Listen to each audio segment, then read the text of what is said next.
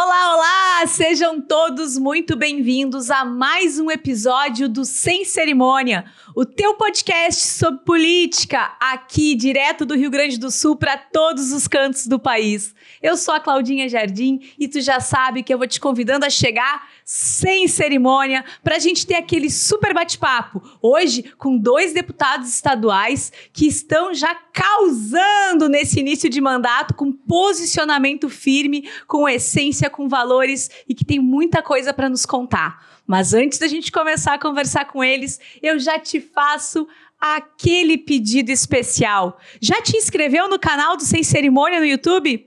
Então, para tudo agora, te inscreve no nosso canal e também ativa os sininhos para poder receber as notificações dos novos episódios e tudo aquilo que está rolando nos bastidores desse nosso podcast.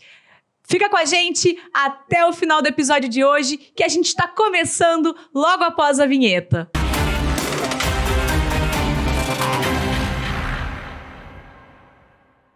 Sejam muito bem-vindos, deputada Eliana Bayer, deputado Capitão Martin. Que honra poder receber vocês dois nessa bancada de hoje e poder ter tantos aprendizados que vocês vão estar nos trazendo. Bem-vindos ao Sem Cerimônia.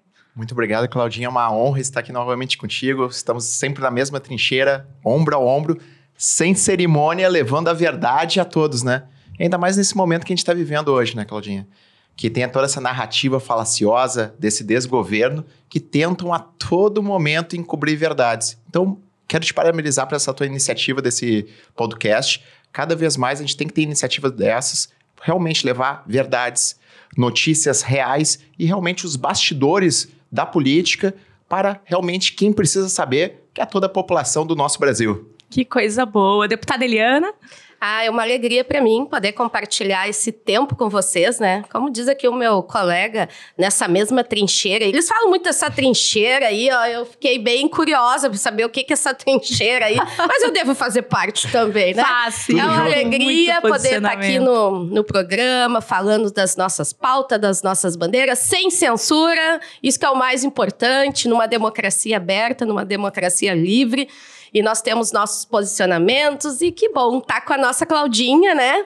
Uma mulher tão batalhadora, inspiradora, caminhou com a gente numa campanha há uns meses atrás aí. E é bom a gente poder bater esse papo aqui hoje. Que bom. Eu estava vendo a biografia de vocês e vocês têm coisas em comum, assim, formação em gestão, a parte do direito também, em pós-graduação, tu como formado em direito, auxilia esse embasamento, essa qualificação hoje dentro do plenário da Assembleia?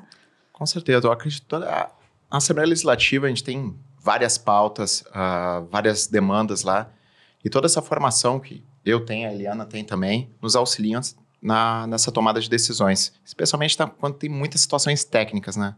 No caso, a minha formação, minha base, eu fiz colégio naval, depois eu fui para a Escola Naval, que pouca gente conhece. A Escola Naval é a Academia do Mar, a Academia Naval aqui do Brasil. E é a escola de ensino superior mais antiga do Brasil. E onde é que é? É no Rio de Janeiro. Pouca gente sabe ali, tem o aeroporto Santos Dumont ali no Rio de Janeiro. No lado do aeroporto Santos Dumont tem um lugar chamado Ilha de Villegagnon, que é onde está a Escola Naval. E é a instituição de ensino mais antiga do país, veio em 1808, quando a família real veio para o Brasil. E desde lá a formação dos oficiais da Marinha acontece na Ilha de Villegagnon. E então sou formado em Escola Naval, que é um curso superior, Ciências Navais. E depois busquei a parte de administração de empresas, pós-graduação em política e gestão em segurança pública. E na parte do direito, eu estou me graduando ainda, estou no 8º período de direito. Que legal. Mas em pouquinho tempo estou tentando conciliar com a vida legislativa, porque realmente eu sinto que é um complemento muito bom. Ainda mais a gente como parlamento, como representante do povo gaúcho, temos que ter esse cabedal de conhecimento para assessorar mais do que nunca. Mas é um excelente currículo, deputado, assim, com uma formação diversa que provavelmente colabore muito na análise de projetos, na participação de comissões, porque a Assembleia é um mundo totalmente novo, né? Com certeza. Como é que está sendo isso para ti, assim, Eliana? Eu falo, assim, que são 3 meses que parece que eu estou há 3 anos, de tão intenso que é a gente vivenciar o dia a dia, né? eu como uma parlamentar nova no primeiro mandato, eu nunca estive à frente de nenhuma outra construção política, né, que não fosse através dos mandatos das minhas cunhadas, mas eu nunca vivenciei o dia a dia, né? Então, a gente vê, assim, que a nossa formação contribui muito, né? Na parte, a gente sabe que a gestão pública, e eu sou também pós-graduada em Direito Administrativo pela Fundação do Ministério Público, a gente vê que a teoria, ela é bonita, ela é inspiradora, e a gente vem com tanto gás tentando pôr em prática, né, toda aquela teoria, e quando a gente se vê em tamanha burocracia de algumas coisas, assim, a gente vê esse desgaste, assim, já, então, tentando trabalhar intensamente esses 3 meses, mas tem sido uma experiência gratificante, né, principalmente com colegas muito carinhosos, muito parceiros que se mostram disponíveis também, que a gente sabe, é um aprendizado, que a gente aprende no dia a dia. Então, a gente tem visto, assim, colegas se mostrando, né? O Sérgio Pérez, inclusive, que é do nosso partido, que já está há tantos mandatos. O próprio Rodrigo Lorenzoni, né? Do PL lá. A gente conversa bastante, tem bastante troca.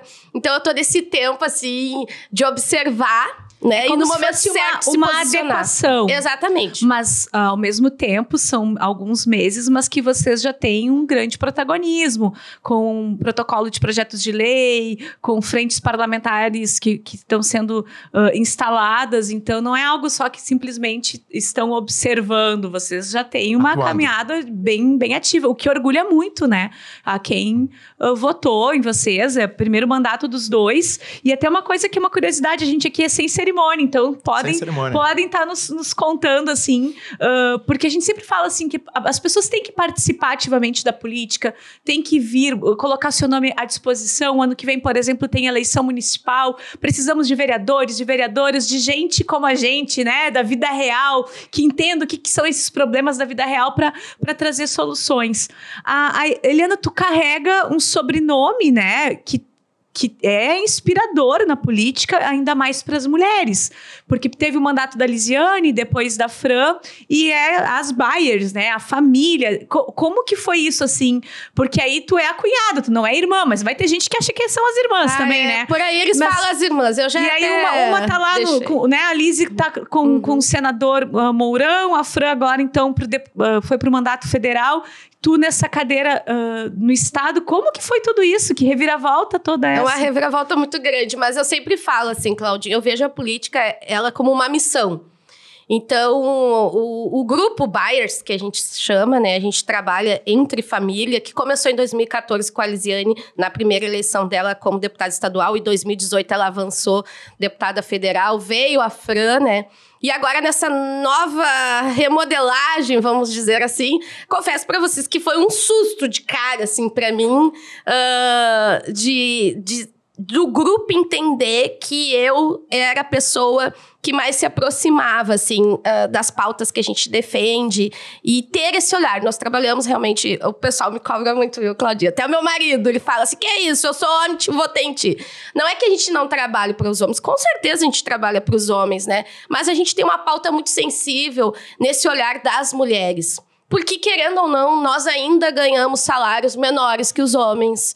Nós ainda temos um olhar preconceituoso quando a empresa vai contratar, porque nós podemos gerar uma vida e isso gera custos para a empresa. Então, são pautas tão sensíveis que a Lisi começou em 2014, elas aprimoraram em 2018 e nós não gostaríamos de perder esse feeling, esse andamento, e elas brincam até que a irmã mais nova, que é publicitária, não quer saber da área, né?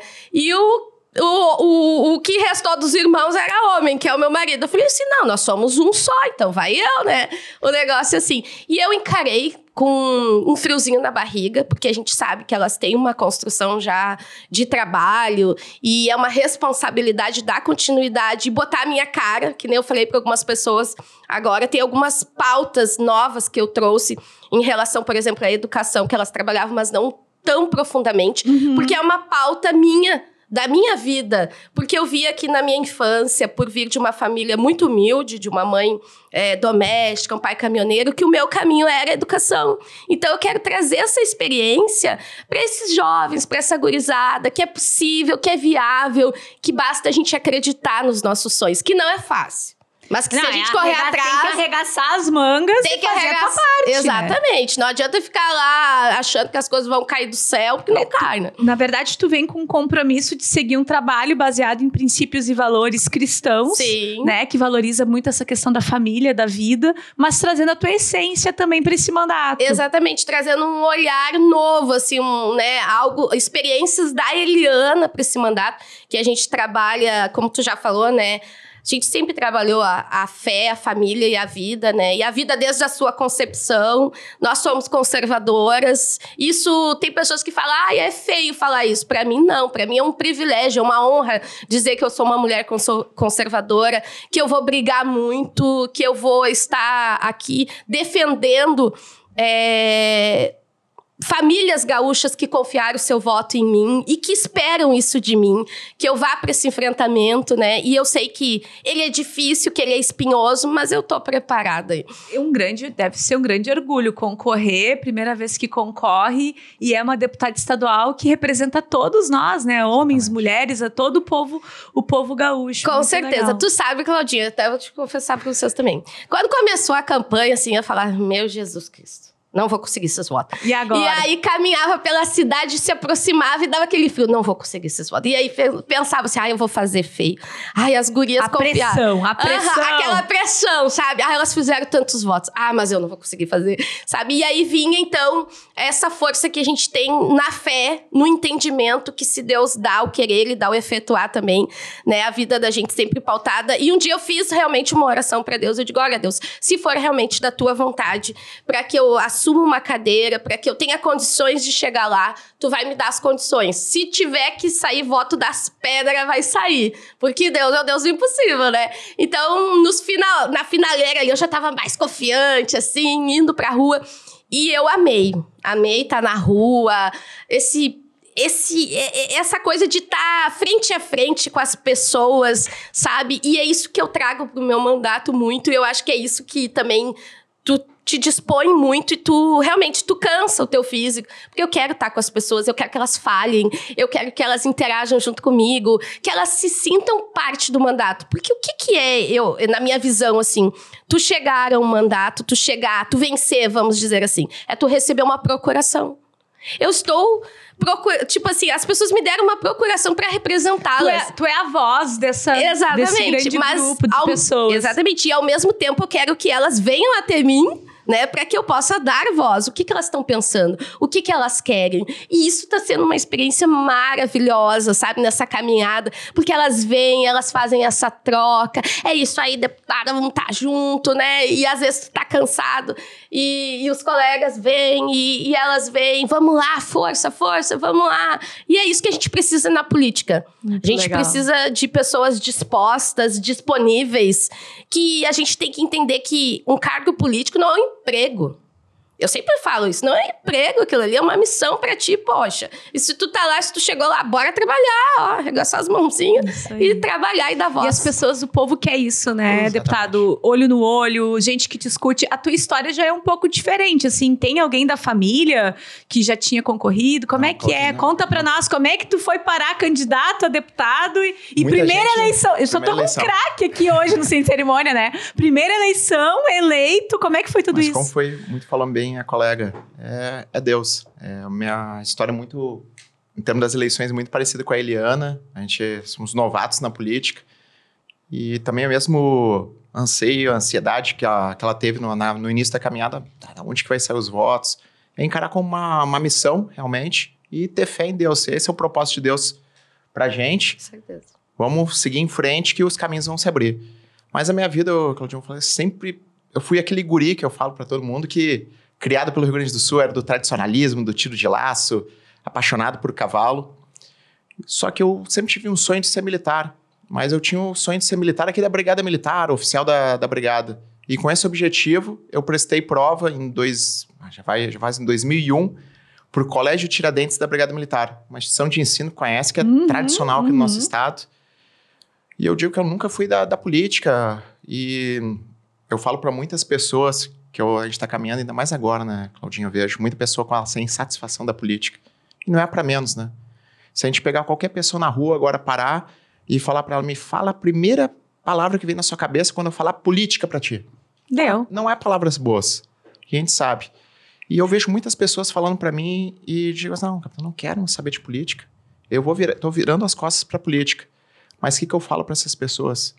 Você tem o direito a virar as costas para política, mas a política nunca vira as costas para você. Influencia diretamente, seja num alimento que você compra no supermercado, no dia a dia. E eu digo que a política, ela influenciou naquele guri de 14 anos que estava entrando no Colégio Tiradentes, fez a prova em 2001, ia ingressar em 2002 no Colégio Tiradentes. Naquela época tinha o governo do Olívio Dutra aqui. E mais uma vez o PT mostrando sua essência, que é o quê? Tudo que está bom, eles tentam acabar. E foi o que aconteceu em 2002. Muita gente que está nos ouvindo aqui deve se lembrar da situação que o governo tirou a administração da brigada do Colégio Tiradentes. Então, um colégio tradicional que realmente estava muitos frutos bons, tirou a administração da brigada. Então, aquele guri de 14 anos que queria ir entrar num colégio militar, sofreu o primeiro golpe de uma má política. E aquilo ali começou, vamos dizer assim, o primeiro contato que eu tive. A gente fez uma manifestação muito grande. Quem nos apoiou desde o primeiro momento foi uma pessoa que você conhece bem, na época deputado estadual, Onyx Lorenzoni. Ele realmente, assim, tomou uma nossa pauta, teve embates homéricos na época com a deputada estadual Maria do Rosário, eu me lembro pequeno, 14 anos lá, e ele defendendo o Colégio Tiradentes. Virou governo, em 2003 veio o governador Germano Rigoto, e até eu estava no Pampa Debates outro dia, ele falou, capitão, tu fala tanto do Tiradentes, fala que eu que voltei ao Colégio Tiradentes. Então, mais uma vez, fazendo justiça, realmente uma promessa de campanha. No primeiro dia ali de mandato como governador, retornou a administração do Colégio Tiradentes e fez mais. Possibilitou a abertura de outros colégios Tiradentes no estado. Hoje a gente tem colégio Tiradentes em 7 cidades no nosso Rio Grande do Sul. E é uma excelência de ensino. Pega o ranking do Enem, está entre os primeiros colocados, Olimpíada Brasileira de Matemática, Química, Física. Então, mais ou menos assim, abreviando a história. Em universidade pública, várias questões, exatamente, né? Uma excelência de ensino, um colégio tradicional do nosso Rio Grande. Então, o primeiro contato que eu tive com a política, mas eu quero ser militar. E eu não consegui ir para a brigada, que teve bem naquela época a situação que mudou a forma de ingresso na brigada militar. Então, antes poderia entrar direto para a academia da brigada, 4 anos na academia, e sair oficial da brigada. Teve mudança, aí tinha que fazer um curso de Direito, depois que ser formado em Direito, como é agora, prestar prova para a brigada. Mas eu falo aquele guri que estava com aquele ímpeto de servir, de estar nas Forças Armadas, com uma excelência de ensino, prestei prova para o Colégio Naval e aí passei. Que deu essa mudança. Aí deu mudança, aí com 16 para 17 anos entrei na Marinha pelo Colégio Naval, aí fiz Colégio Naval, Escola Naval. Terminada a Escola Naval, eu fui para uma área totalmente operacional da Marinha. Pouca gente conhece, tem aquela tropa americana, Naval SEALs, que aparece nos filmes de Hollywood, que foi aquela tropa responsável por capturar o Bin Laden. Nossa. E eu fui para um grupo aqui da Marinha Brasileira, que, vamos dizer assim, é o SEAL brasileiro. E é um curso bem parecido com aquele filme Tropa de Elite, que todo mundo conhece, que ele pede para sair. Então, tanto que é um grande orgulho para mim, ostentar, que a gente chama os tubarões de metais no peito. E praticamente por 9, 10 anos eu atuei nessa parte de operações especiais. E com uma tropa de fronte branca... Ficou um bom tempo, então. Um bom tempo. Eu tenho 18 anos de Marinha do Brasil. 18 anos servindo. Entrei muito novinho. E eu fiquei 10 anos na parte de operações especiais. E isso daí eu falo que, com certeza, muito dos cabelos brancos do meu pai e da minha mãe vieram dessa parte. Porque as missões, eu posso dizer... Conheço esse Brasil de norte a sul, leste a oeste, cumprindo missões internacionais. E servindo, que era o teu primeiro propósito. Era servir, né? Servir a pátria. Quando a gente entra nas Forças Armadas, tem um juramento que a gente faz. Acho que até falei pra Eliana. Eliana deve... Juro defender o Brasil com o sacrifício da própria vida. É forte isso. Então, realmente... É forte. O negócio é pegado. Imagina no coração da mãe e do pai. E eu digo que aqui na política, eu tô sendo fiel a esse juramento ainda. Eu só mudei o campo de combate. E o que me fez levar a política? O pessoal fala, capitão, tinha uma carreira brilhante nas Forças Armadas, que nas Forças Armadas é muito meritocracia, como não pode ser diferente. Então, fui muito bem classificado na Escola Naval, nos cursos de carreira, onde todo mundo fala uma carreira brilhante para chegar a almirante. Por exemplo, agora no final de 2023, eu iria já a major, que é o capitão de corveta da Marinha. Só que eu digo, Claudinha, eu passei muito naquela parte dos grandes eventos, Copa do Mundo, Olimpíada, intervenção federal, combate ao narcotráfico na Amazônia, e tinha uma coisa que sempre me incomodava. Agora, só para fazer eu quero vocês... Por que o capitão está na política? É um copo que foi enchendo. E a primeira gotinha foi em 2002, aquele guri que teve, desde o governo do PT, a impossibilidade de entrar no Colégio Tiradentes da Brigada. Depois, ao longo da minha carreira, tinha uma frase que sempre me incomodou. Todas as ações que a gente queria fazer, a gente fazia um planejamento belíssimo, temos condições de fazer isso daí vai diminuir a criminalidade, vamos conseguir a apreensão de armas, drogas e várias outras ações efetivas. Aí tinha a seguinte frase, começou como tenente, segundo tenente, a questão política. Capitão é vontade política. E chegou a um ponto que o copo transbordou por várias situações que eu tive na carreira, perdi colegas no combate, todo esse sucateamento que a gente vê da segurança pública e todo esse sucateamento do Brasil. A gente vê o que esse desgoverno, mais do que nunca está vendo agora, faz na nossa vida. E mais do que nunca, eu falo, bem falado pela Claudinha, a gente precisa que pessoas de bem entrem na política. Se tiver aquela máxima, a política é um meio sujo, não vou me meter. Vai largar nas mãos dessas pessoas que estão interferindo. Alguém vai continuar vai para um partido político, vai se organizar para concorrer. Então, assim, as pessoas, elas misturam um pouco, assim, essa questão de... eu não gosto de política. Não. Tu teve experiências ruins por partidos que, quando estavam no poder, não fizeram projetos que fossem para as pessoas ou para o bem comum, e sim projeto para se perpetuar no poder. E é isso que vai deixando e afastando, né? Porque essa missão do servir, que a gente falou agora aqui, o que um bom político faz se não isso? Servir. Tu muda realmente a tua rotina de vida, os teus interesses, tu veste aquela camisa. Vocês, no caso, como nossos deputados, de uma defesa do nosso Estado, dos interesses do que é o melhor para as famílias do Rio Grande do Sul. E isso é tempo de estudo, de preparo, de organização, poder estar com as pessoas lá na ponta, nas cidades, não só dentro da Assembleia. Então, são renúncias também que fazem, né? Eu falo muito assim, muita gente está perdendo as esperanças, que eu vejo, né? E até pela situação das últimas eleições... Eu vejo agora... Ficou bastante entristecido, né? Com as questões políticas. E a gente vê muito a Eliana, eu converso muito com a Eliana e ela caminhando assim, o povo tá entristecido. A gente vê pelas manifestações, e cá entre nós, a última manifestação que teve 1º de maio, aquelas pessoas corajosas foram pro Parcão e realmente falaram, só que muitas pessoas estão com medo. Só que o que eu falo para essas pessoas? A gente pode estar hoje, e estamos vivendo um desgoverno, mas uma alegria muito grande, Claudinha. Eu tenho essa missão de servir no coração e vim com a política com esse objetivo. E a maior alegria que eu tive aqui dentro é ver que eu não estou sozinho. Na campanha a gente caminhou junto, a gente tem os mesmos princípios e valores. Na Assembleia Legislativa, eu digo que hoje a gente tem uma renovação. Está aqui no meu lado minha colega Eliana Bayer, guerreira, tem a mesma missão de servir, valores e princípios, e vários outros colegas lá. Temos essa renovação hoje na Assembleia, pode falar o Rodrigo Lorenzoni, Sérgio Pérez, delegado Zuco, meu irmão Gustavo Vitorino, Pazin, Felipe Camozato, Marcos Vinícius, Lara também, professor Cláudio, Adriana Lara. Até muito nome aqui, até peço desculpa se eu esqueci algum. Mas é um time que tem essa visão de que... Um time bacana, um time que consegue interagir. O que a gente quer? Que o povo seja independente economicamente. A gente quer que eles se desgrudem dessa política que faz com que as pessoas dependam das políticas públicas, para que o político esteja sempre lá e a pessoa sempre dependendo dele, que aí né? É a politicagem. Que é o que vai afastando as pessoas, por exemplo, de concorrer a um mandato. Exatamente. Politicagem que eu falo para todo mundo que estão diferente, nos ouvindo. né? A política é boa. A Eliana está aqui para falar. É uma ferramenta sensacional. Eliana, quantas coisas a gente já conseguiu fazer em 3 meses?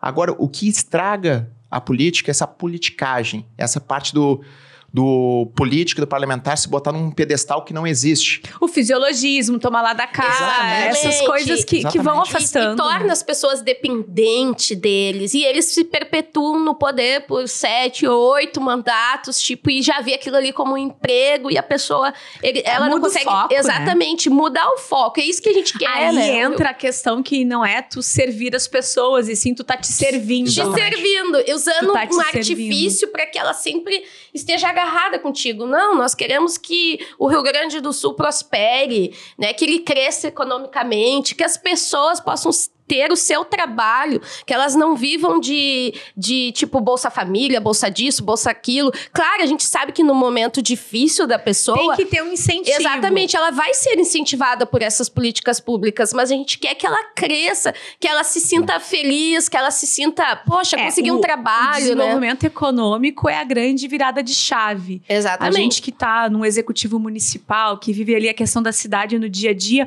tudo bate lá na porta, digamos, da prefeitura, pelas desigualdades sociais, por aquilo que não dá certo. Né? Vereador e prefeito. E até eu queria pegar um gancho, que a Claudinha falou no início. 2024, vem aí. O que eu falo para todos? Seja você a mudança que você quer ver na política. Então, coloque seu nome. Seja candidato a vereador, a prefeito. A gente precisa dessa renovação na política, Claudinha. A gente precisa de sangue novo. Mas sangue novo que vem com esses mesmos ideais nossos. Com ideias, né? Às vezes não é uma pessoa jovem que vem com aquela mentalidade do se servir. Também tem muito isso, né, gente? Acontece a gente vê muito bastante. isso. E a renovação está acontecendo. A gente viu a renovação na Assembleia Legislativa. Há pouco tempo estive em Brasília. E hoje a gente tem uma oposição forte a esse desgoverno. Hoje eu posso dizer que a gente tem uma bancada conservadora em Brasília. Firme, né? Firme. Tem o meu irmão, deputado Coronel Zucco. A Franciane Bayer, Carlos Gomes, falando que sim, do time outros do representantes aqui, firmes e fortes, lutando pelo certo. Então, o que eu falo? Não vamos desanimar. A gente está em guerra. Isso não pode passar. Parece que tem uma situação assim dessa questão de posicionamento político no país numa era antes do Bolsonaro e pós-Bolsonaro. Porque até então, dizer que era... não, eu sou conservador, eu sou de direita. Parece que tu tava falando um palavrão no almoço de domingo da mãe botar de castigo, né? Porque veio um modismo pros jovens... que é feio, que né? era feio. E que a esquerda que trazia o bem comum para os menos favorecidos, por exemplo. O amor venceu. Custou se cair um pouco essa máscara, e com essa questão que o Bolsonaro trouxe do patriotismo, do amor à pátria, dos símbolos, essa volta da esperança por princípios, por valores, por costumes, enfim, a gente percebe que é bacana que tem uma onda boa de pessoas vindo, migrando, se posicionando e dizendo, não, eu sou de direita, eu sou liberal, eu sou conservador, e a gente precisa muito disso. Precisa, Claudia. E o que eu falo muito, o que a gente vê lá, com a situação que teve de 8 de janeiro, só deixa eu fazer sempre que eu falo de 8 de janeiro, eu falo. Aquelas pessoas que realizaram atos de vandalismo, depredaram, fizeram atos criminosos, que depois de um devido processo legal, que se apurado que fizeram realmente isso, aos rigores da lei. A gente aqui, conservador, de direita, não passa a mão em cima da cabeça de criminoso. Quem faz isso é a esquerda. Mas o que eu quero falar, esse desgoverno federal, ele quis criar uma cortina de medo. Tanto que as pessoas ficaram com medo de usar o verde e amarelo. Tinha muitas pessoas que me visitavam ali e falavam, capitão, hoje tem medo de usar ali o verde e amarelo, que as pessoas já me olham estranha. Tô com meu amarelinho aqui. Na amarelo da bandeira. É isso que a gente tem que botar. Exatamente. E o que eu vi muito... Ela tá com azul ali. Aqui, eu tô de as azul. cores, nossa.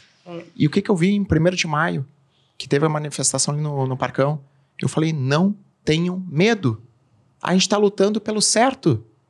Pelos descaminhos que esse desgoverno tá levando. E que tá nos levando para uma sensação de falsa democracia. Total. Porque se as pessoas estão vivendo com medo, se elas estão sem a sua liberdade, a liberdade de fazer as escolhas para si, para sua família, isso não é democracia. E quando tu fala em democracia, por exemplo, quando a gente defende os nossos princípios e valores, muitas das vezes nós somos questionados, que nós somos preconceituosos, porque nós defendemos a família tradicional, porque nós defendemos a vida desde a concepção. Mas a mulher tem o direito, ela é livre, o seu corpo, meu corpo, minhas regras. Então, nós somos vistos como preconceituosos quando a gente põe também as nossas defesas. E o que é essa democracia, então, se eu só posso acreditar no que o A fala, no que o B... Então, quer dizer, é só a verdade do outro que vale. Exatamente. A minha verdade, eu não posso falar. Eu tenho que me silenciar, eu tenho que me calar. Eu não posso falar dela, né? E aquilo que eu acredito. E isso aqui, aproveitando que o tema é sem cerimônia, né? Sem cerimônia. A gente tem que falar sobre isso e, às vezes, agora há pouco eu lancei a Frente Parlamentar em Defesa do Direito da Pessoa com Espectro Autismo e algumas pessoas me fizeram alguns comentários, assim, que eu achei... Comentários chulos, assim, sabe? Com perdão da palavra. Isso não vai te render votos. Isso não te rende mídia. E isso é o que as pessoas pensam na cabeça aí que a gente fala da velha política. E nós não estamos fazendo uma política nova. Nós só estamos fazendo uma política de essência que eu falo. O que eu falo assim? Pessoal, eu faço aquilo que eu acredito. Eu trabalho as pautas das quais eu confio, que eu acredito que é o certo. Se daqui a 4 anos for o meu fim de mandato, 4 anos, eu vou sair, Claudinha, de cabeça erguida. Eu vou sair realizada porque eu fiz o melhor, porque eu trabalhei pautas que eu acreditava, não porque vai me render votos, ou porque te dá mídia. Isso é uma coisa vergonhosa. É a velha política. Então tu faz uma máscara, tu não é de verdade para as pessoas, tu é um personagem. E aí eu vejo muito isso, e até vou aproveitar aqui o sem cerimônia.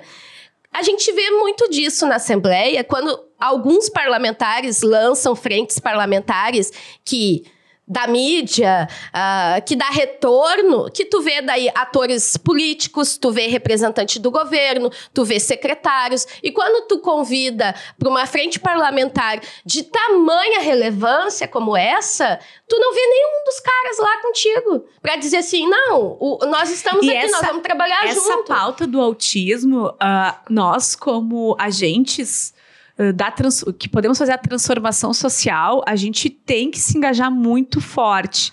Os novos estudos, até que a FADERS nos traz, já mostram que a cada 33 nascimentos, uma criança já vai ser diagnosticada com o espectro do autismo. Ou seja, em algo que é tão peculiar, é tão particular, é tão individual, por isso quebra-cabeça que faz o símbolo do autismo, né? Porque tem estereótipos que são comuns, mas nem tudo se enquadra em cada um dos casos nos 3 níveis que tem. É algo que ou a gente, como sociedade, começa a se organizar sem preconceito, com informação, quem trabalhar nessa rede de assistência, saúde e educação, se preparando para isso, ou a gente vai ter, sim, problemas estruturais da sociedade no futuro. E onde é que fica a qualidade de vida? Onde é que fica a verdadeira inclusão? Então, a gente tem as barreiras principais, que são as atitudinais, né? E falar do autismo como incomoda. E isso dói, porque as pessoas põem rótulos, né? Naquela criança, naquele jovem, naquele adulto que já está com o diagnóstico fechado. E tu vê que começa a incomodá-los quando a gente vai para cima na questão do direito. Quando a gente fala da verdadeira inclusão, a verdadeira inclusão não é eu fazer de conta, eu botei a criança lá numa turma regular e a professora se vira. Não é isso a verdadeira inclusão, é como ele está se sentindo naquela turma. E aí nós fechamos os nossos olhos, porque a gente não tem uma professora auxiliar capacitada para entender ele, tu entendeu? Joga um profissional. Assim, joga lá e te vira, meu filho. E aí tu não pensa na política pública realmente quando a criança chegou à fase adulta, as empresas não querem contratar, Claudinha. É bem difícil. Sabe? Porque é o diferente, a gente não sabe lidar. A gente não sabe conviver. A estratégia, né? É só buscar o manejo. Exatamente. A gente tem que... Mas eu vejo que não tem uma preparação. Como a Eliana falou, essa frente super importante. É muito preconceito quando falar. E não tem a preparação dessa criança para, vamos dizer, a idade adulta. Já a preparação dessa criança para o mercado de trabalho. Para o mercado de trabalho. Quando for jovem, né? Tem os níveis de autismo. Cada autista tem um ponto de fixação diferente. A gente tem que ter um profissional totalmente qualificado para saber como é que eu vou chegar naquela criança e desenvolver aquilo. E hoje a gente percebe que tem muita lei. Mas, de fato, o que está acontecendo que vai tocar naquela família, que vai fazer a diferença para aquela família, para aquela mãe que, quando recebeu o laudo, desestruturou o casamento, o marido separou, ela não consegue trabalhar às 8 horas do dia porque ela tem que levar o filho para os acompanhamentos. Então, a gente precisa de parlamentares, de prefeitos, de vereadores que se engajem junto com a Assembleia nessa causa do autismo para que de fato aconteçam essas políticas, né? Eu vejo assim que, na real, esse mundo da proteção à criança é uma pauta que, como foi dito nos bastidores para ti, deputada, não vai dar voto, criança não vota. Mas quem protege as nossas crianças de verdade, de uma mídia que vai lá, que influencia, de uma doutrina partidária que está dentro das escolas, da parte de violência que acontece tão forte, quem realmente se importa com essas crianças que vão para a escola e que é dali que vai sair o futuro quando, né, estão numa situação de vulnerabilidade, num bairro, às vezes, que tem muitas dificuldades, que a escola é o seu centro de tudo, né? O que pode tirar aquela criança daquilo tudo. Então, é uma missão. Defender a criança deveria ser um princípio de todo parlamentar, de todo político, sabe? Um compromisso sincero. E não essa questão de, não dá voto, né? Isso me dói bastante, assim, porque todo mundo sabe, assim, que eu lancei à frente primeiro por conta de um pedido de uma amiga. E na adolescência, assim, eu peguei ela no colo, mas a gente foi adolescente quase juntas ali, né, de adolescência. E eu nunca imaginei ela mãe, quanto mais uma mãe atípica, sabe? Então, eu falei pra ela que se fosse eleita, trabalharia. Deputado, por que só trabalha essa pauta? É uma coisa do seu dia a dia? Não é rotineira do meu dia a dia. Mas é rotineira do dia a dia dela. É da mãe A, da mãe C. Então, eu acho que é importante também eu compreender o diferente. Eu trabalhar pelo diferente, sabe? Eu ter esse olhar. Se eu tô lá pra dar voz, como é que eu não vou trabalhar, poxa?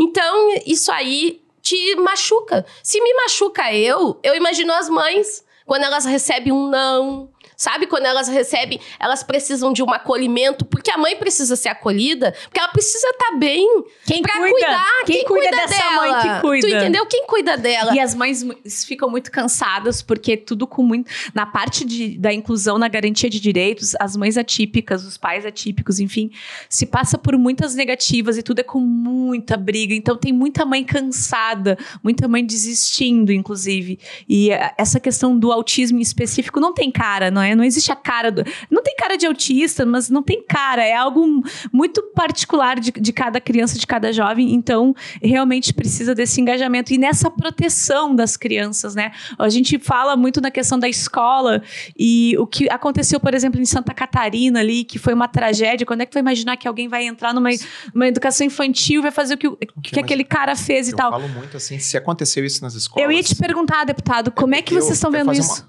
Eu tenho que fazer uma análise.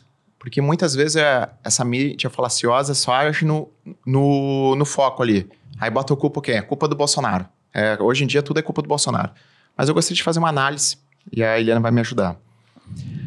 Se está acontecendo isso na escola, porque filtros falharam. E hoje em dia a gente tem 3 filtros que falharam.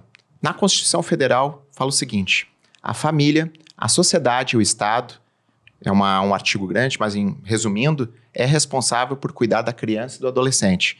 Proteção, afastá-los da violência e várias outras situações. Primeiro filtro, família. Há quanto tempo, não é de agora, que vem essa destruição da família? E não é a teoria da conspiração. A gente sabe que tem uma agenda progressista mundial, sabe que essa esquerda adora destruir a família. Então, a gente vê uma destruição da família. E a família, se a gente destrói a família, a gente está destruindo a sociedade e o Estado também. Que a família é a base de tudo, vem antes de sociedade e Estado. Se tu destrói a família, tu está destruindo a sociedade e o Estado. Então, eu vejo muito essa coisa, destruir o ente familiar. E é na família, no berço da família, que tu ganha princípios, valores. No berço é a família que deveria educar, inclusive, não é a escola, né? Respeito. Você é um ser dotado que pode realizar suas escolhas. Mas você sempre vai ser escravo das consequências. Então, realmente, um dos filtros falhou família. Outro filtro que falhou, sociedade. Hoje, além de uma sociedade que está contra a família, a gente vê uma sociedade com inversão de valores. Começaram lá nas escolas, Eliana, na educação. E não é de agora. Isso lá na década de 70. Começaram a trabalhar nas universidades, nas escolas, trabalhando ideologicamente as mentes das crianças. Então, bagunçando tudo. Mostrando que vocês têm todos os direitos do mundo, mas esqueceram de falar da palavrinha deveres. Hoje a gente vê uma sociedade que está totalmente doente. Aí o que acontece? Pessoas que têm que ser valorizadas. Claudinho, você ouviu alguma vez um documentário dar notícia para aqueles heróis anônimos, nossos policiais, agentes de segurança pública que morrem em serviço? Alguém falou das professoras que se colocaram verdadeiros escudos humanos para proteger as crianças, arriscaram a vida para esconder as crianças em outros compartimentos da escola, ou realmente colocaram o corpo de escudo e receberam facada ao invés de receber da criança? A gente não vê ninguém falando disso. Mas o que a gente vê na mídia? A gente vê a famosa bandidolatria, as vítimas da sociedade. E daí começa a dar notoriedade para esses monstros. Ou será que ninguém se lembra daquele caso, daquela transexual Suzy, que estrangulou e estuprou uma criança, um menino de 9 anos, se não me engano, e estavam em horário nobre, no Fantástico, abraçando aquele médico Drauzio Varela. Quem não se lembra do documentário da Netflix, se não me engano, a Elisa Matsunaga, que matou o marido, Susana Richthofen, que matou os pais. Aí dão notoriedade, Eliana, para esse pessoal. Então, dá o quê? Mostra que o crime... Uma inversão de valores. Aí pegamos o Estado, o filtro Estado. O que a gente tem no filtro Estado hoje em dia? Uma insegurança jurídica total. Começa pelo nosso presidente atual, um ex-presidiário, um descondenado, que foi julgado em várias instâncias, por vários juízes. Ah, não, porque o STF, e abre parênteses, os juízes do STF foram nomeados por ele. E simplesmente não. Tinha que ser julgado aqui no lado A, mas foi julgado no lado B, então começa tudo de novo. Aí foi descondenado. A insegurança jurídica hoje que a gente vive desse STF, o caso da acentuação do PL da censura, chegou ao ponto, não sei se tu percebeu, falando para os ouvintes aqui, se o PL da censura não tiver trâmite rápido no Congresso, o STF já falou, Dias Toffoli falou, ministro Dias Toffoli, que vai colocar essas regulamentação da internet via STF. Então eu lhe pergunto, por que o Congresso? Então hoje a gente vive uma ditadura da toga. Papéis também, né? Então, cadê a democracia? A liberdade? Imagina uma agência regulando aquilo que eu posso ou não falar. Gente. Aí será que eu vou poder lá falar das minhas defesas, da família, ou vai ficar só para um grupo, só para um projeto, né? Eliana, estaria preso aqui, olha, o que a gente tá falando agora, se cai antidemocrático. A gente sairia aqui do podcast, tá sendo preso agora. E daí que eu falo, que me marcou muito. Eliana, teve uma senhora de 80 e poucos anos que ficou, tipo assim, era símbolo do movimento aquele em Brasília que tava na frente dos quartéis, que ela tinha a Bíblia embaixo do braço. E ela rezava, orava todo dia na frente do quartel. E o que aconteceu, Claudinho? Quando teve a situação do 8 de janeiro, foram totalmente um ato revanchista, aí, arrebanhando vários inocentes, muitos inocentes presos, grande maioria dos inocentes presos, e essa senhora foi presa. Inclusive ela, né? Foi bem triste. E ela tava nem na esplanada dos ministérios, tava na frente dos quartéis, foi presa. Daí a gente pega esse monstro que tirou a vida de crianças em Blumenau. Ele já tinha 7 passagens. Vamos lá, 7 passagens pela polícia. A primeira passagem dele foi em 2016, Eliana. Que ele entrou na casa do padrasto, invadiu a casa e esfaqueou o padrasto. Aí eu te pergunto, e eu analisei isso daí. Essa senhora, patriota, que estava pacífica, presa, ficou mais tempo presa do que esse criminoso, esse monstro. Só que olha a diferença, Claudinho. Essa senhora, Eliana, saiu da cadeia, voltou para a igreja, voltou a ser a pessoa que ela sempre foi, pacífica, ordeira e com princípios. A diferença é que esse criminoso foi solto, cometeu mais 6 delitos e tirou a vida de crianças inocentes. Então, essa situação, essa insegurança que a gente vê no Estado. Mas que abriu um grande leque também de discussões, principalmente para as escolas, essa questão de segurança, né? Exatamente. Que, claro, pode ser por vários tipos de situações, assim, essa questão da violência. E que tem que ver os fatores de prevenção também, não só de como num ato desses, a segurança, ela, a curto prazo, ela vai resolver, né? Eu até escrevi um artigo para 0 Hora, só que a longo prazo, as nossas crianças estão adoecidas, Claudinha. E quando tu fala bem, vamos pegar aí que a gente já está falando dos autistas, quando essa criança ela é rejeitada na sociedade, quando ela não consegue essa inclusão, será que ocorre nos sentimentos dela? De que forma depois? Né? Ela não vai ficar adoecida? As nossas crianças estão adoecidas. Tem crianças com depressão, com ansiedade. Os números de tentativas de suicídio entre crianças e jovens no estado muito alto. Grande. A evasão escolar do ensino médio é muito grande. E aí a gente traz a questão do bullying nas escolas. E aí, será que só a segurança é muito boa? Eu, como mãe, também acho viável, acho que é maravilhoso. Só que nós precisamos conversar também o que está acontecendo com as nossas crianças. E a inversão dos valores está se refletindo nelas, porque a gente já não tem mais uma sociedade onde se fale de respeito, de empatia. A gente vê pelo professor, poxa. Hoje em dia, o professor perdeu... Os alunos perderam o respeito total pelo professor. E isso vem das falas da onde? Da família? No meu tempo, por exemplo, que eu ainda, né, não sou tão velha assim, tudo bem, né? Mas eu tinha que acordar e dar benção pro meu pai. E se tu tentasse... Ai, pai, hoje tal coisa, professor... Nem me fala.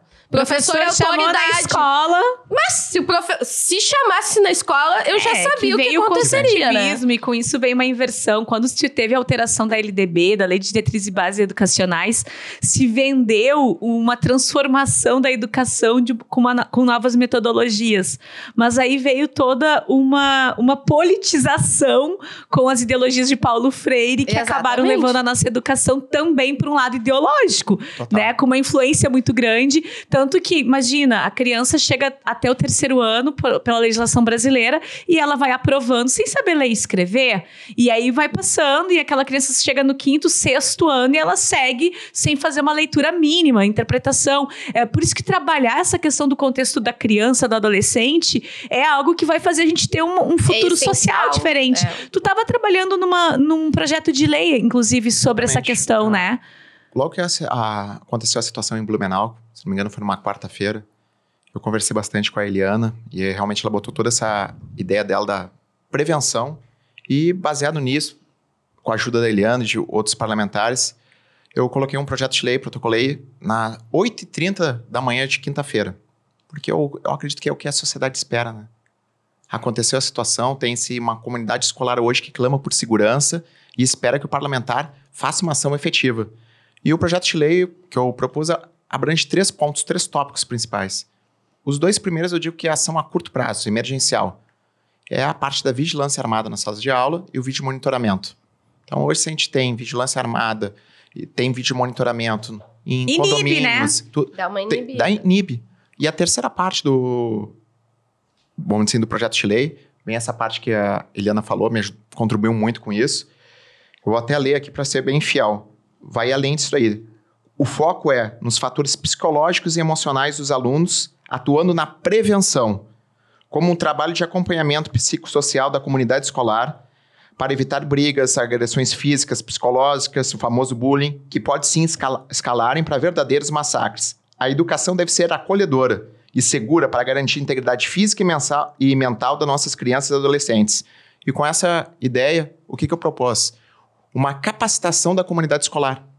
Então, capitaneado pela Secretaria de Educação, estaria capacitando toda a comunidade escolar, todas as escolas que não tiverem, tenham um círculo de pais e mestres, os pais responsáveis têm que estar no ambiente escolar, são atores ali, a educação, a disciplina vem da escola, e que seja encaminhada toda essa parte de capacitação, com esse foco que eu falei. Com uma equipe multidisciplinar que vai trazer a saúde mental, vai trazer outros aspectos. E que seja encaminhado relatórios semestrais para a Secretaria de Educação e a Secretaria de Segurança, para que a gente consiga fazer vamos dizer, um raio-x da situação que a gente tem. Seja a parte da vigilância armada, eu falo muito isso, que é o nosso pensamento, a gente é conservador, liberal na economia, a gente tem a questão da responsabilidade fiscal. Muita gente, como é que vai botar vigilância armada em todas as salas de aula, em todas as escolas? Primeiro, eu quero deixar bem claro que a vigilância armada são profissionais treinados. Como acontece na patrulha escolar e no projeto do meu irmão, deputado Coronel Zucco, das escolas cívico-militares, onde tem um monitor militar, são elementos aposentados da Brigada Militar. que foram reconvocados. Então, a gente tem um policial com experiência, capacitado, treinado para estar no ambiente escolar. Mas a gente sabe que tem muita gente, da onde a gente sai o dinheiro?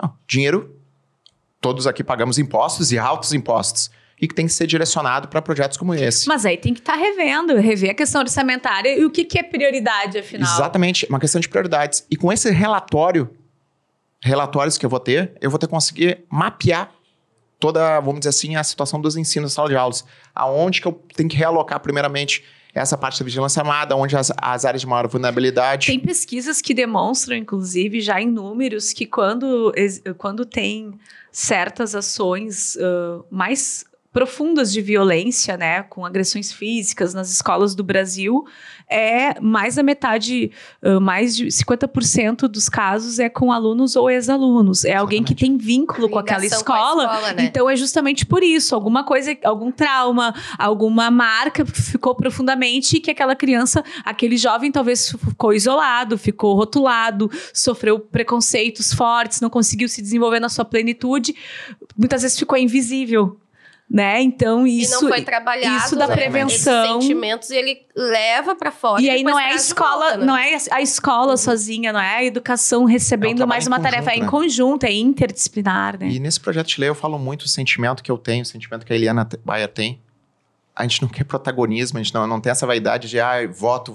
Não, a gente quer que efetue realmente uma ação efetiva para a sociedade. E o que eu falei para todos ali? Muita gente, tem que ter aprimoramento esse projeto de lei. Outros deputados têm que ter aprimoramento, emendas. Eu falo, eu não sou o dono da verdade, nem nunca vou ser. Ele está tramitando agora, deputado. Ele está tramitando.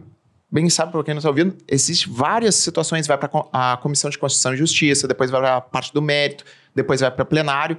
E durante esse processo... Vai passar na Comissão de Educação. Comissão de Educação. Então, que sejam feitas emendas, substituições. Mas que aconteça algo, de forma rápido. Não dá para Isso que eu falo. E o principal, né? Que depois seja cumprido. Porque a gente tem a lei do autista que garante, né?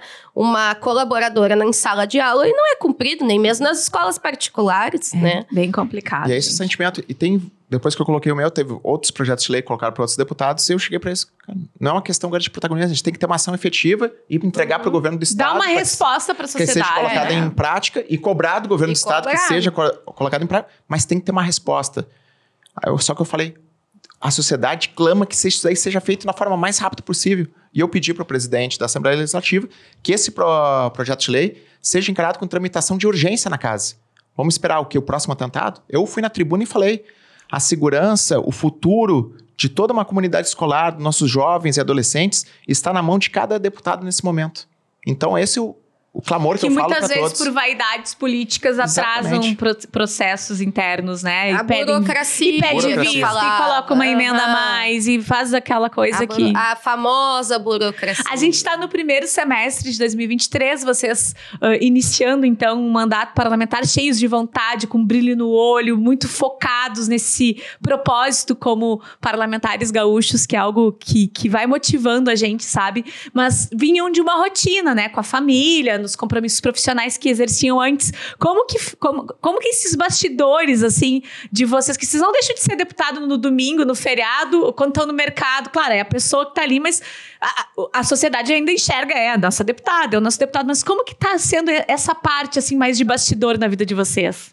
Pra mim tá sendo bem complicado, assim, porque é rotina dupla, né? Porque eu sou mãe, sou a esposa, né? Tenho que fazer, cuidar da comida.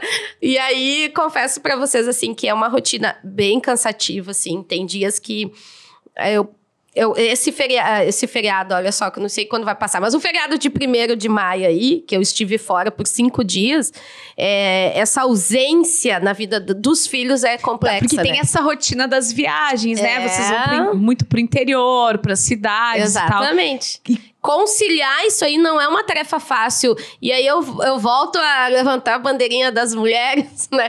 Porque aqui tem o Martim que levanta dos homens. Mas não que eu não trabalhe para os homens. Mas volto a dizer, gente. É porque é dobrado para nós, né? Porque nós somos mães, nós somos cobradas. Não tem como levar os filhos. Não tem como levar o filho, porque ele não pode faltar a aula. Daí tu chega, tu tem que estar conta do trabalho que não foi feito, do tema, da casa, porque eu cuido da minha casa, então eu faço a compra, eu coloco a minha roupa pra lavar, daí eu tenho que ver se tem roupa. Esses dias foi engraçado até. Eu abro agora, Jesus, não tem como roupa é que eu vou limpa? pra Assembleia hoje? Não tem roupa limpa. Aí coloquei na máquina. Não vai sozinha pra máquina, não vai sozinha pro varal, tem que... Não vai sozinha. E lá em casa, todo mundo tava acostumado com a mamãe, que eu era só uma profissional que cumpria 8 horas de trabalho.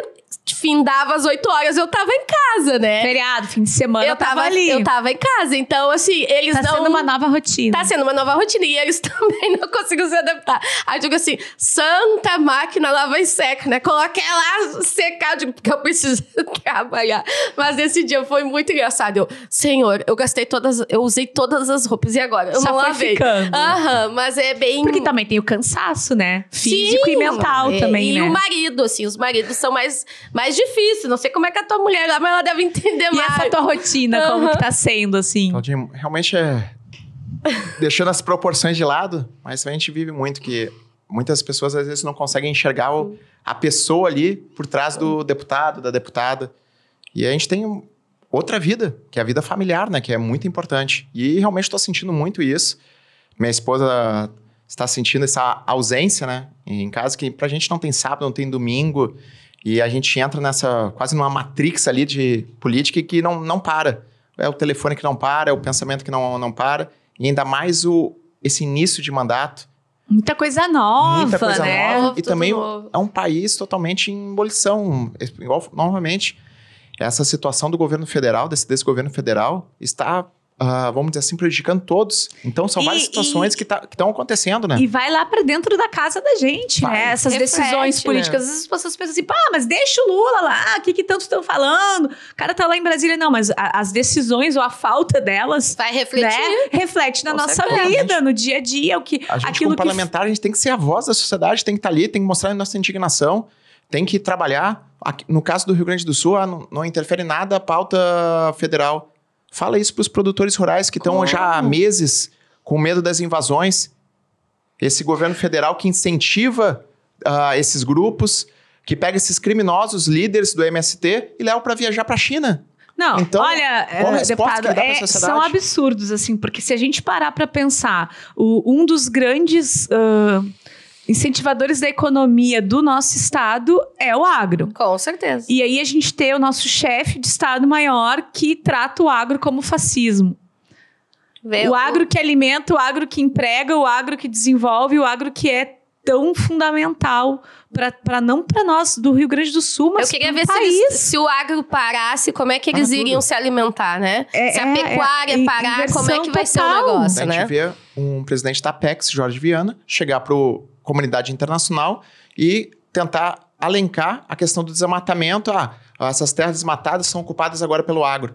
Então, eles tentam criar uma narrativa. O próprio governo federal, que é contra já se deixou abertamente que é contra o agronegócio. Muito mesma forte. Mesma coisa que a colega Eliana falou.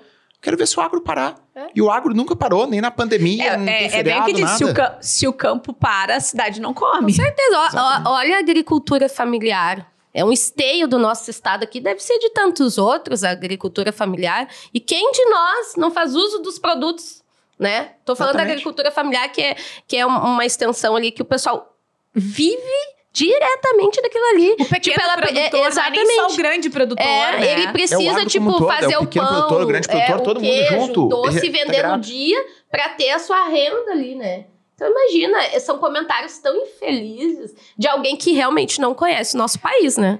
A gente sempre traz aqui pro episódio um Soltando o Verbo, que é o momento pra gente poder falar realmente aquilo que pensa. E eu acho que hoje não poderia ser outro tema que não o governo federal.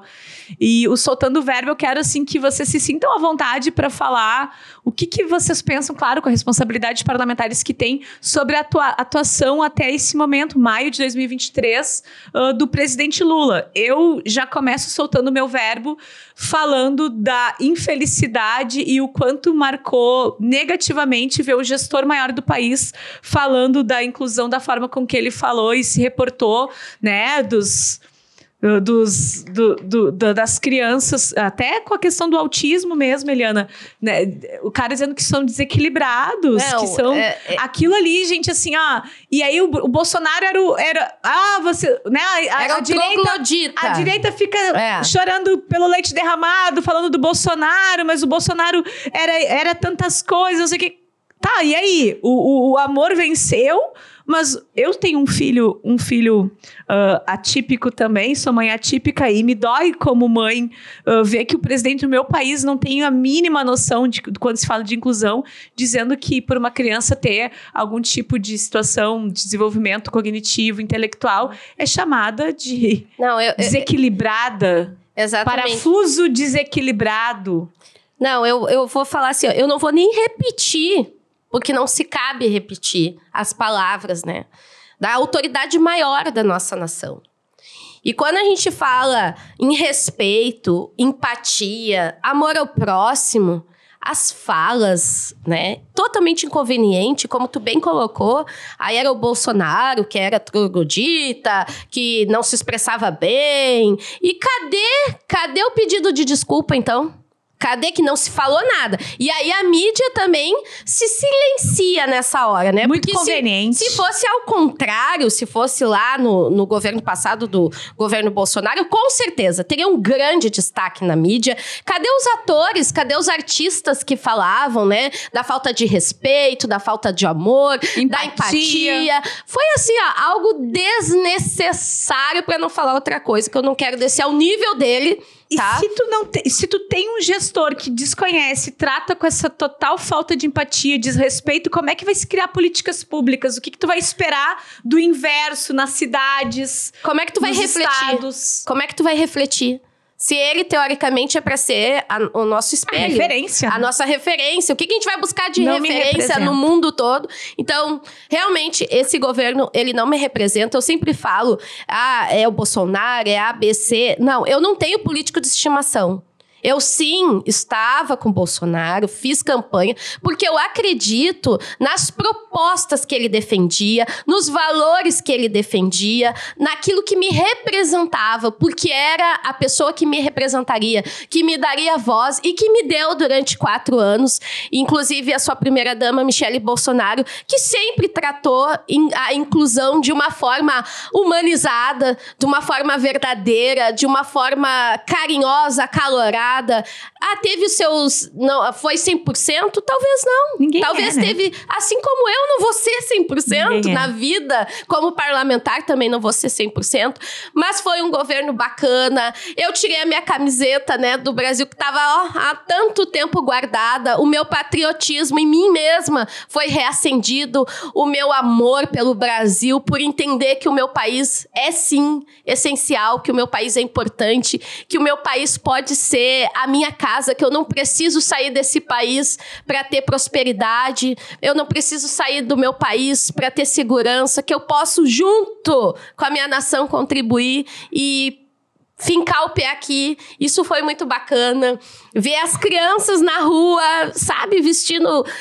se enchendo de esperança no verde e amarelo da sua nação. O verde e amarelo simboliza o Bolsonaro. Não, simboliza o Brasil. O nosso país, a minha nação, da qual eu amo. Mas ele resgatou esse Exatamente, ele resgatou a essência, assim, e cada que eu ouço o hino nacional, assim, daquele negócio, cada que a gente ouve o nosso hino rio-grandense, que agora estão querendo até desconstruir o hino rio-grandense, que o hino rio-grandense é preconceituoso, que eu falo assim, é umas coisas... É um símbolo, gente! Símbolo. Como é que as pessoas conseguem desfazer um negócio que não dá pra entender? Nós não somos preconceituosos, nós não somos racistas, pelo contrário.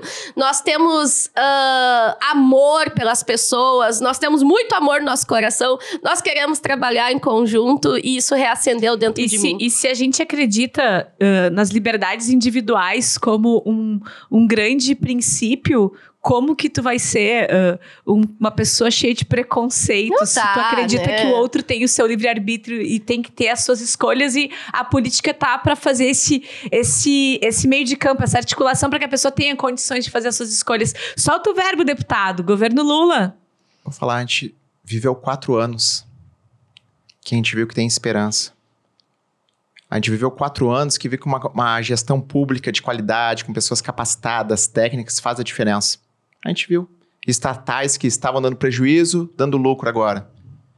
Eu acho que foi uma das primeiras vezes da história do Brasil que passou um governo com um caixa no positivo. E a gente vê esse desgoverno tentando desconstruir tudo isso daí. Um desgoverno que não tem um plano de governo, e sim um plano de vingança. Que é toda hora tá olhando no retrovisor e parece que o fantasma do Bolsonaro ali assusta eles a todo tempo. A gente vê um desgoverno que está fazendo, vamos dizer assim, uma lambança atrás da outra. Perdendo credibilidade, uma rejeição crescente.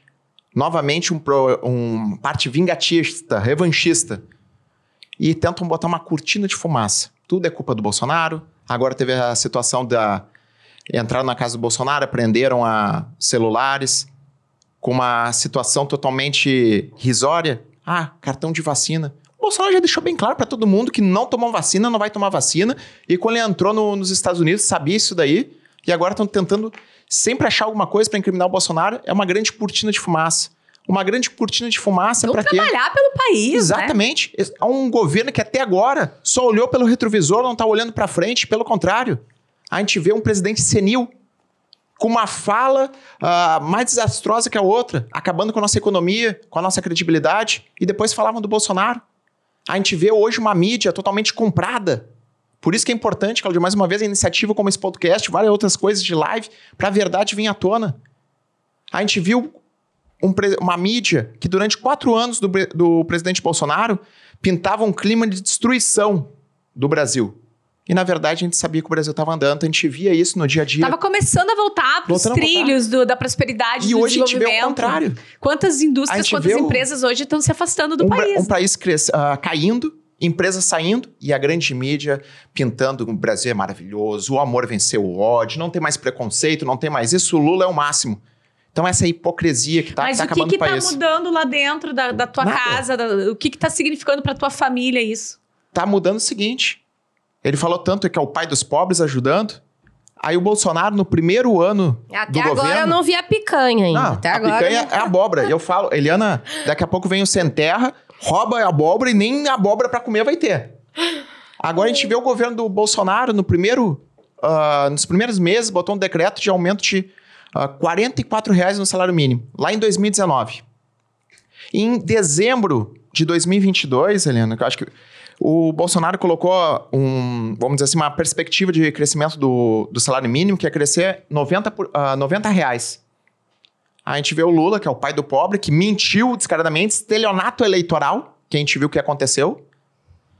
Aumentar 18% do... R$18 do salário mínimo. E ainda o quê? Vai taxar, vai pagar imposto de renda. Então, ganhou o quê olha, gente, assim, ó. Para pessoas mais, vamos dizer assim, mais pobres? R$18 só, R$18 só de aumento, e ainda vai ter que aprender a fazer imposto de renda. Isso é uma das situações, e tem certas situações que eu falo para a grande população que vocês não vê, começam a ver agora, na prateleira do supermercado aumentando, é o preço do gás aumentando, é o preço do arroz, do feijão, e vem mais. Eles estão mexendo na parte mais sensível e essencial da vida de qualquer nação, que é a nossa liberdade, Claudinha, que tanto que a gente grita tanto a nossa liberdade, Eliana. É muito crítico essa situação do PL da censura. Eles querem regular as mídias. E talvez por a gente viver num país que até então se fala tão abertamente, se fala tanto dessa liberdade que o país traz, que as pessoas não entendam o valor dela até perder. Exatamente. Talvez a liberdade, as pessoas só vão entender a gravidade da coisa no momento que perder, mas a gente espera que não perca, e a gente vai seguir vigilante e dando voz. Vigilante, liberdade. E que realmente que eu falo. Não pode. Eles querem agora, daqui a pouco vão criar, que já querem criar o Ministério da Verdade. Só que a verdade vai ser o quê? A verdade deles. Que verdade? Que verdade. Aí querem, nas redes sociais, se tiver atos antidemocráticos. O que é ato antidemocrático? Vai ser da cabeça deles. E eu falo pra todo mundo, já lancei esse desafio e falo novamente. Me dá um jornalista que foi censurado no Bolsonaro, me dá um canal de YouTube que foi fechado, me dá uma rádio que foi, vamos dizer assim, proibida de falar certas coisas. Não teve.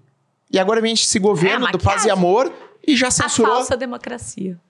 políticos, censurou canais de YouTube, tá censurando todo mundo e quer censurar mais ainda. Então, mesma coisa que eu falo, daqui a pouco, se passar isso daí, o que a gente falou aqui, se eles encararem que é um ato antidemocrático, a gente acaba preso aqui. Não rola mais. Parlamentares. Não tem, então, realmente é um desgoverno total, Claudinha. A gente tem que se unir mais do que nunca. E eu falo para todos, temos hoje parlamentares aguerridos aqui no Estado, no Congresso Federal, no Senado, e tenha certeza, mais do que nunca, não recue, não desista. Hoje, aquele movimento que aconteceu no 1º de maio é o primeiro de muitos, e cada vez mais dobre e cada vez mais a gente mostre que o Supremo é o povo e a gente realmente vai lutar pelo que a gente quer. E a gente só quer o quê? Lutar pelo bem e pela liberdade. A trincheira, então, que o deputado Capitão Martin trouxe no início do podcast, deputada Eliana, é justamente essa. Tu tá na trincheira. Todos estamos. Na trincheira, estamos todos. Gente, esse foi o nosso episódio do nosso podcast para falar sobre políticas sem cerimônia. Eu tinha te falado, fica até o final que vem muita coisa boa, muito posicionamento firme, muito aprendizado com esses 2 parlamentares que já chegam com um grande protagonismo na Assembleia do nosso estado, do nosso Rio Grande do Sul, deputada Eliana Bayer, deputado Capitão Martin, que ficaram conosco na bancada do Sem Cerimônia de hoje. Já foi lá no canal, já te inscreveu, já ativou o sininho para receber as notificações dos próximos episódios do Sem Cerimônia? Se não fez isso, faz, já indica para amigos, para familiares e vem participar junto com a gente. Foi muito bom contar com a tua presença junto com a gente nessa construção da política do Estado até agora. E para as considerações finais, deixando também os seus contatos de rede social, a palavra, deputado Capitão Martin. Claudinha, só agradecer novamente pela essa iniciativa, realmente levando a verdade. E é um apelo que eu faço a todos. Não vamos desistir. Nós temos coração patriota, nós amamos esse país, nós amamos o Rio Grande e tenho certeza que com a nossa união, com a nossa determinação, disciplina e perseverança, a gente vai construir dias melhores e conte sempre comigo na Assembleia Legislativa, pelas redes sociais Capitão Martim. Estamos juntos mais do que nunca, lutando por Deus, pátria, família e liberdade. Muito legal, deputada Eliana Bayer. Obrigada, Claudinha, por esse espaço aqui. E deixo para vocês aí, ó, muito amor, empatia e respeito. Somos todos diferentes, né? E convido vocês a seguir lá na rede social, no Instagram, eliana.bayer, e lá na minha página no Face, Eliana Bayer, ó. Um beijão pra vocês no coração dessa deputada novata, mas que tá com muita garra, muito esmero. E agora eu sei o que é a trincheira. Tô na trincheira. E tá na trincheira também. Obrigada, pessoal. Até o próximo episódio do Sem Cerimônia. Valeu! Tchau, tchau. Tchau, gente!